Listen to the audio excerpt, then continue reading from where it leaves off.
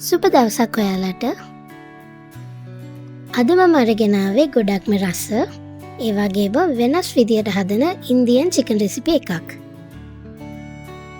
මේක විශේෂ අවස්ථාවලදී ඔයාලට හදන්න පුළුවන් ගොඩක්ම රස රෙසිපි එකක්. දැන් මේක හදන විදිය බලමු. මේකට මම චිකන් ග්‍රෑම් 500ක් අරගෙන තියෙනවා.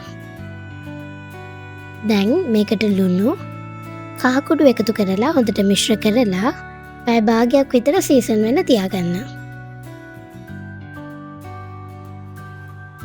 ඒ වගේම මේ රෙසිපි එකේ විශේෂත්වය තමයි අපි මේකට එකතු කරන්නේ මෙන්න මේ විදියට හීනියට කපලා රන්වන් පාටට බැදගත්ත ලුණු.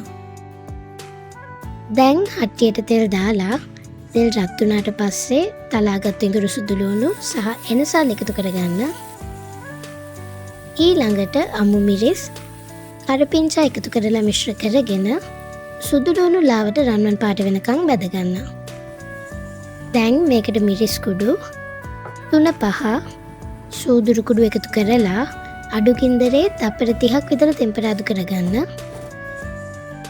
මේකට දැන් තක්කාලි දාලා මිශ්‍ර කරගෙන ලුණු එකතු කරලා පියන වහලා විනාඩි 5ක් උයා ගන්න ඕන.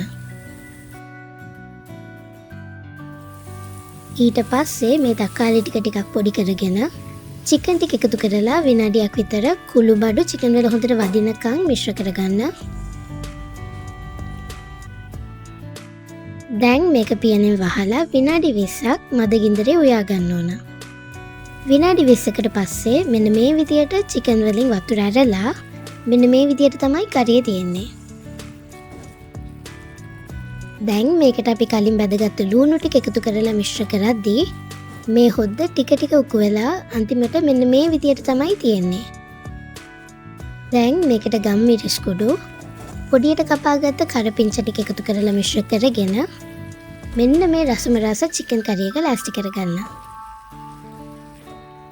ඔයාලත් මේ විදියට මේ කරිය හදලා කාලා බලලා රස කොහොමද කියලා කමෙන්ට් කරන්න.